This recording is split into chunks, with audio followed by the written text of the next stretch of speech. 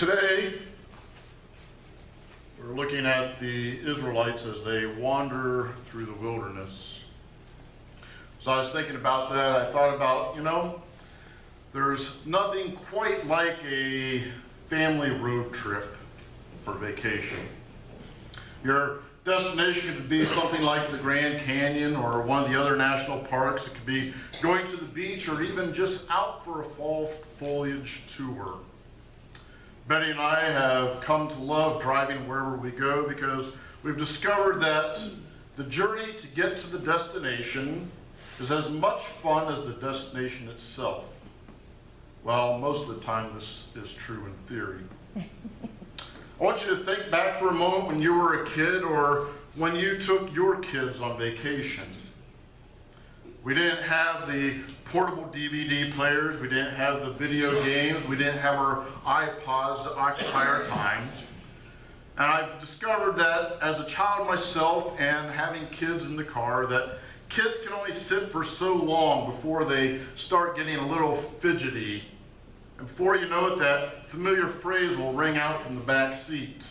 You know what it is. Are we there yet? Yes. I've learned too, as a child and as a parent myself, that a parent's threshold for hearing this phrase repeated over and over again is pretty low. And before you know it, that threat comes from whoever is driving. If you don't stop asking, I'm going to turn this car around and go back home. Another thing that we often find when we're out traveling, that the inevitable wrong turn will take you out of your way. This often occurs for me when I take my focus off of the GPS. So let me ask you, what would you do if you're in this wilderness with a bunch of other people, and the guy who is leading the way keeps repeating a promise that he says was handed down from his ancestors for the past 650 years? When you start asking, are we there yet? He tells you, just be patient. We'll end up in a really neat place. Well, here Moses is the driver, and the children of Israel were all in the back seat.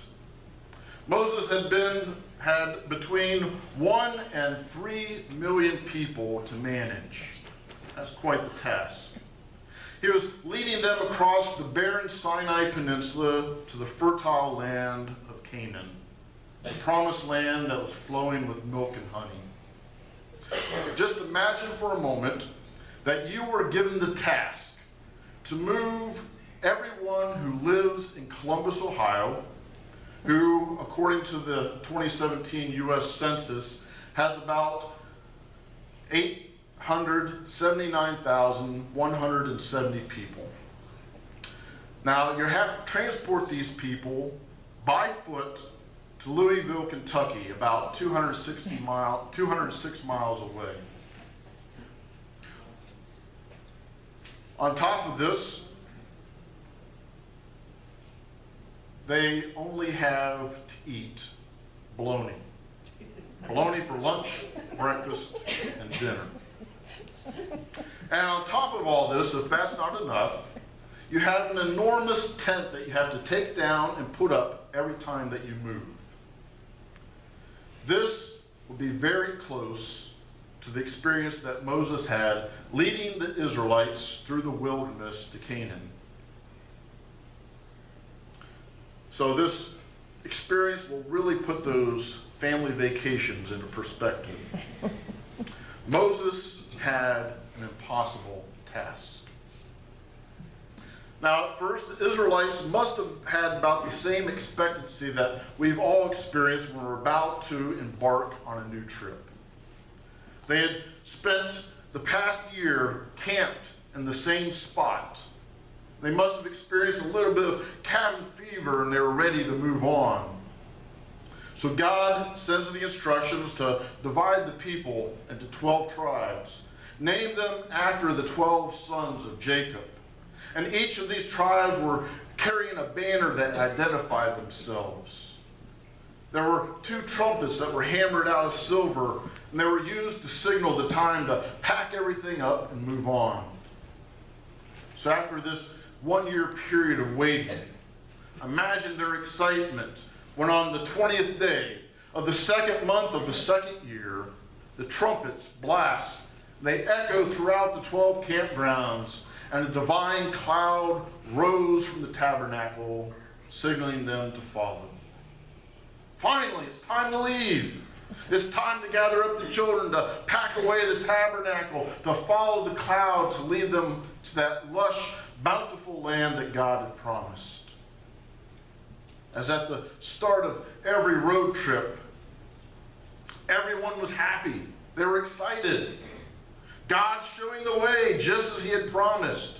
Soon we'll be able to let our sheep graze in green pastures and to grow more food than we can ever use. And best of all, we will finally be that great nation that God said that we would be.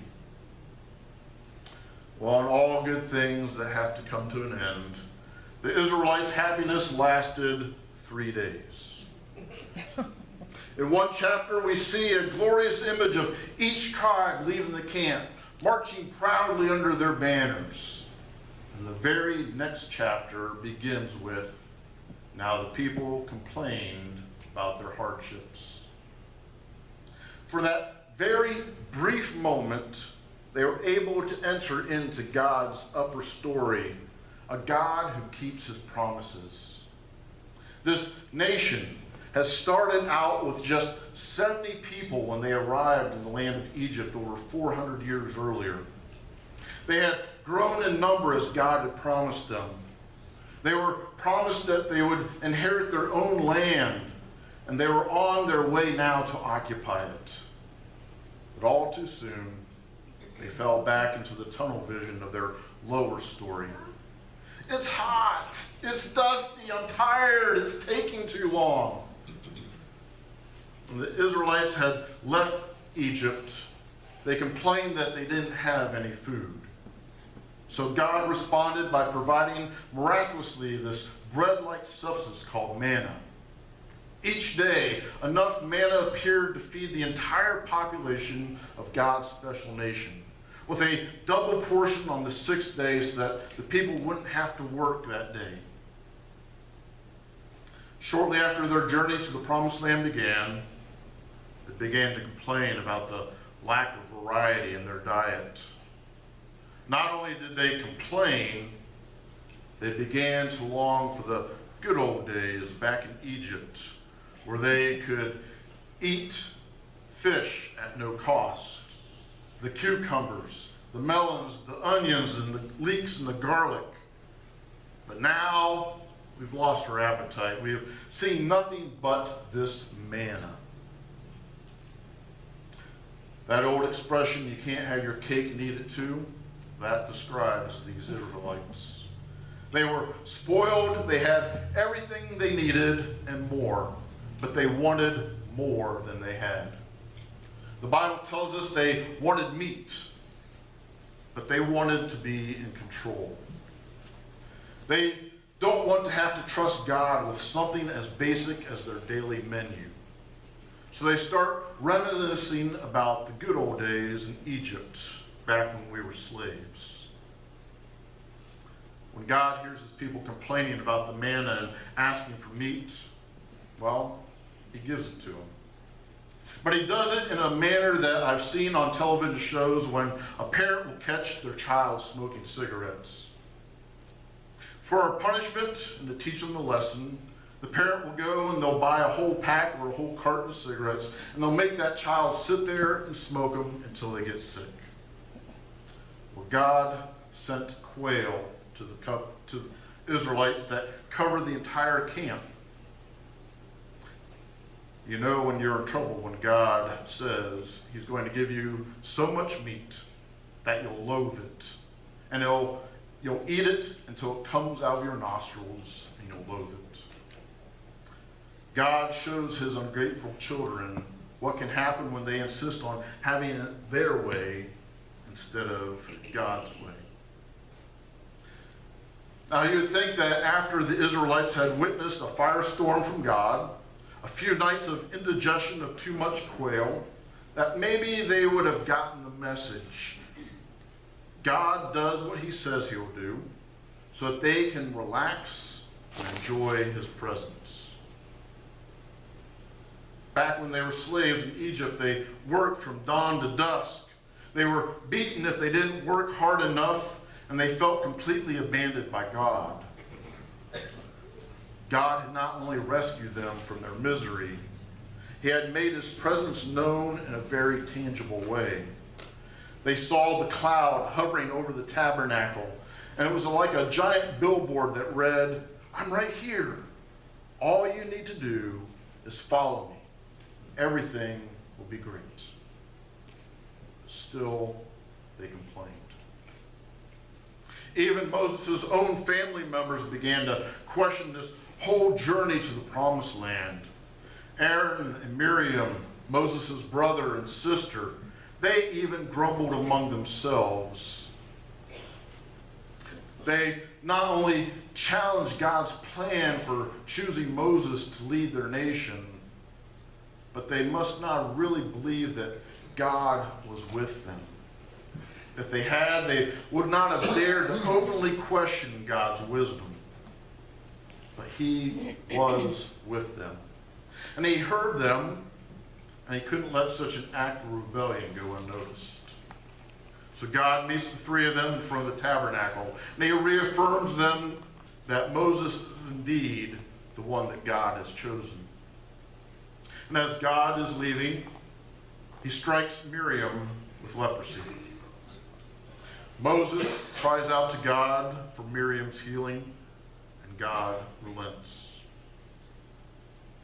Now, reading this story from our lower story perspective, it's tempting to conclude that God is this mean-spirited person that enjoys punishing people. So what if Miriam and Aaron were jealous that God chose their brother as their leader? Can we blame them for this? What's the harm in grumbling about it to one another? From God's upper story view, there's plenty wrong. Remember, God is building this special nation, one that's supposed to be different from all the others, and the one that's worthy of his presence.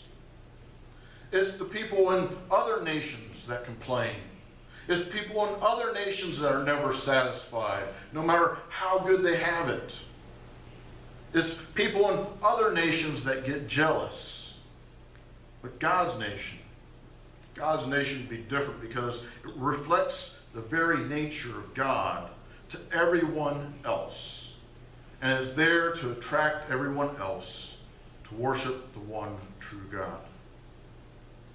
Such a nation as this could only succeed if the people placed their complete trust in God, even when things didn't make sense. For the Israelites, wandering in the wilderness with only manna to eat was not their idea of a chosen nation. Their lower story expectations got in the way of God's upper story development. Can you relate to that? As your notions got in the way of God's plan.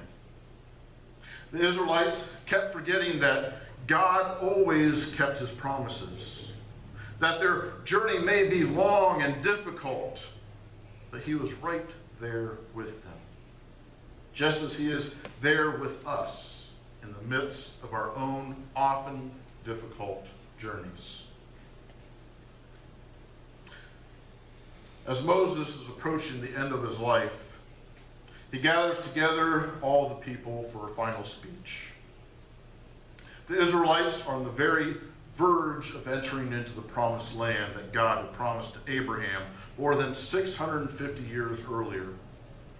Moses knew these people very well and had seen them turn away from God countless times when things didn't go according to their plans.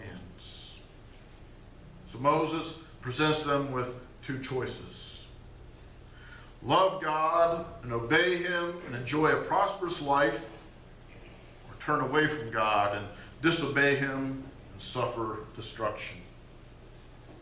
Choose God, trust and obey him, and you'll have a good life. Choose your own way, live by your own rules, and you'll face destruction. Why would nobody choose to have the good life? Our life is like a road trip. God wants to lead us every step of the way with his GPS. God sees the picture from that upper story perspective and wants what is best for us. He wants us to make it to our final destination. And he wants us to enjoy the journey along the way. But we have to trust him. When he says go left, go left. When he says go right, go right. When he says stop, stop. We also need to remember that whatever choices that we make, there's others that are traveling in the car with us. They will experience either the blessing of our good choices or the pain of our bad ones. As we live our lives for God, we will be a blessing to those that are around us. As we serve them, as we allow them to share in God's blessing in our lives. As other people see God working in our lives, they'll want to follow God also. And this will be the biggest blessing of all. But to get to this place, we have to trust God. So, are we there yet? No, not yet. But just sit back, enjoy the ride. Our Heavenly Father knows exactly what he is doing, and he will keep his promise to be with us. Amen. Amen.